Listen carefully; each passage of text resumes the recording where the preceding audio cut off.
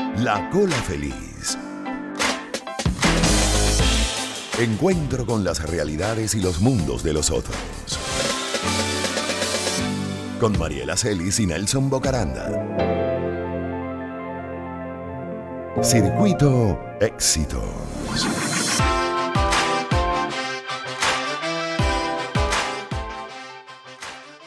Bueno, continuamos, amigos, del programa con el doctor César Mata García, abogado, magíster en Derecho y Política Petrolera, para hablar de estas consecuencias que puede tener para Venezuela la traída de este petróleo iraní convertido en gasolina. Es el cuarto buque de Irán, ha llegado ya al mar venezolano, va para el complejo de Amuay en Paraguaná, en el estado Falcón. El tanquero llamado Faxon, recibido y escoltado por la Fuerza Armada. Bueno, ya van, son 5 barcos.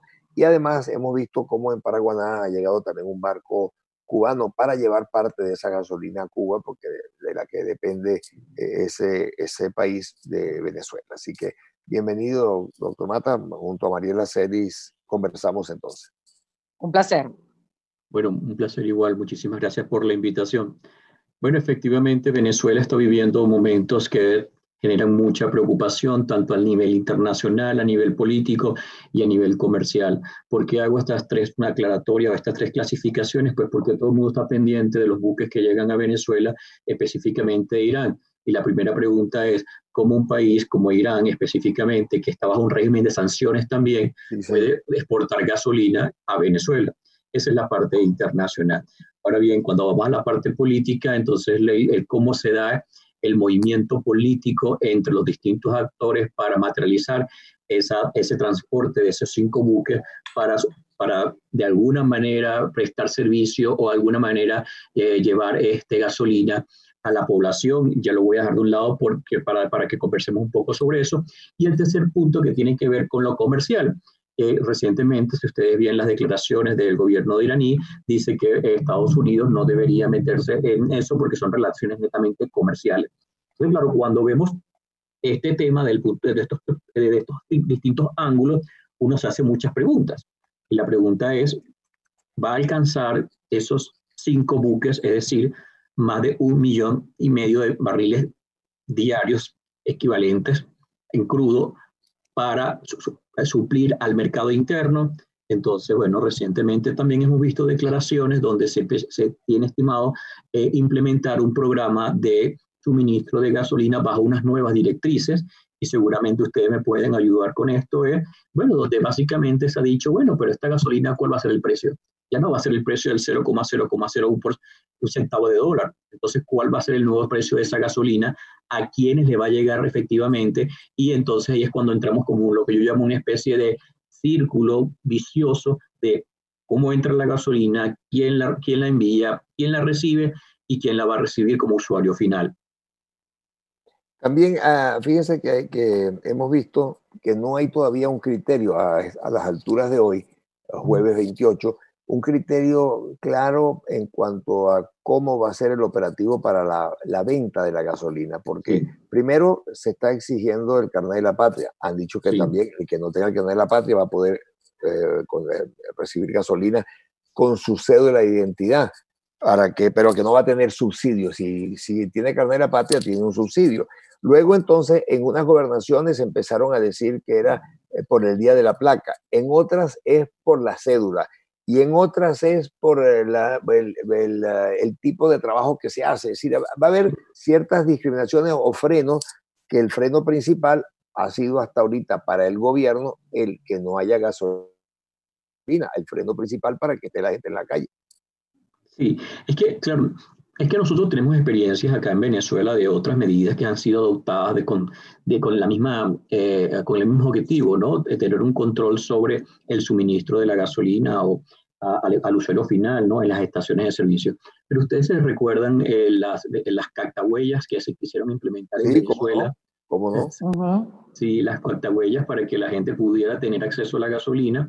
Entonces ahora, bueno, parece que la política es, bueno, unas antenas satelitales, otros lucuran sobre la posibilidad del carnet el uso de la patria o la plataforma del uso de la patria para poder colocar combustible. Claro, por ahora todo eso son elucubraciones, pero lo cierto es, de hecho se dijo ayer a qué precio va a ser la venta final de ese litro de gasolina. Entonces, muchos hablan en que estaría aproximadamente rondando unos 50 centavos de dólar por barril, perdón, por gas por litro. Eso quiere decir que un vehículo que agarre aproximadamente unos 40 litros de gasolina tendría que pagar unos $20 o al cambio, ¿no?, que se estime, ¿no? Claro, esto hace que tiene dos factores, tiene el lado positivo y el lado negativo. El lado positivo, pues que en Venezuela, pues los que seguimos la historia sabemos que en Venezuela el precio de la gasolina ha sido subsidiado por mucho tiempo, pero nadie le quiso poner la cascabel al gato, ¿verdad, Nelson? Sí, la gente no quería colocarle la cascabel al gato porque resulta que, bueno, aumentar la gasolina, pues mucha gente tenía miedo a los efectos colaterales, entre ellos estallidos sociales.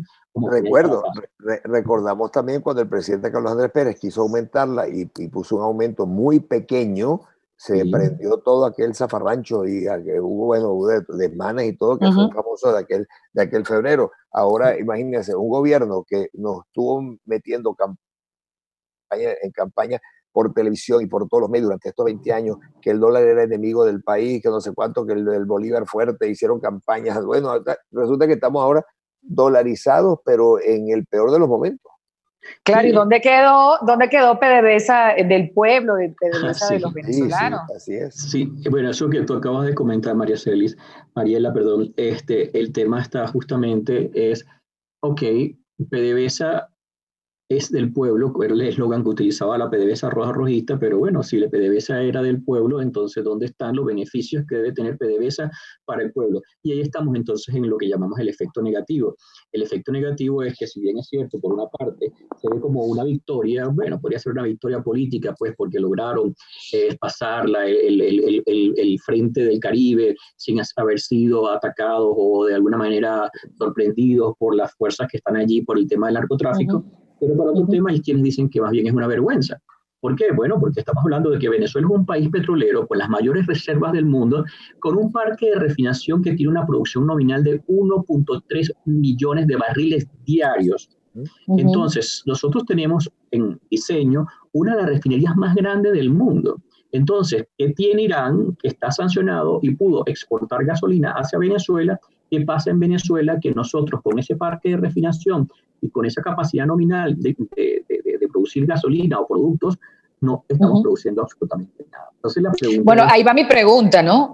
Dos países sancionados, Venezuela e Irán, por Estados Unidos. ¿Cómo se puede ver esto a nivel internacional desde el punto de vista político? ¿Es una provocación? ¿Cómo será en el futuro?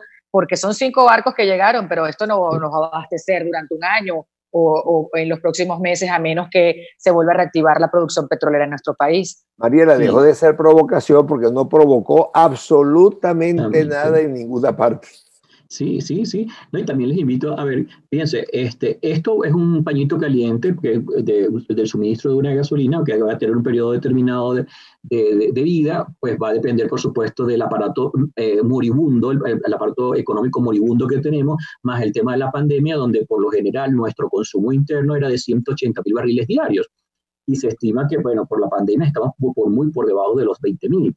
Entonces, vamos a ver, ¿cuál es la intención real de esto? Es regularizar el servicio.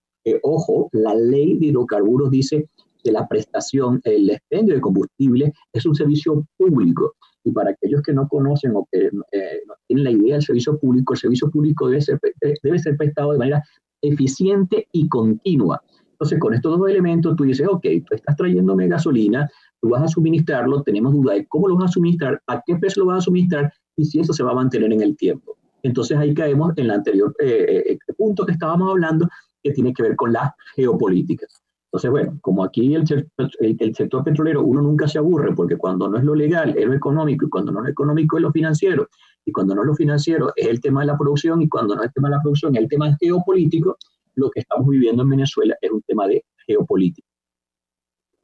Mariela. No, bueno, es un tema geopolítico que en corto plazo, ¿cómo se va a reflejar? Sí, claro, esa es una de las grandes preguntas, porque la pregunta principal es, ¿se va a repetir esta nueva operación en el tiempo, sí o no? Unos dicen que no, otros, muy pocos, dicen que sí. El tema entonces al segundo nivel es, ¿cómo se va a pagar?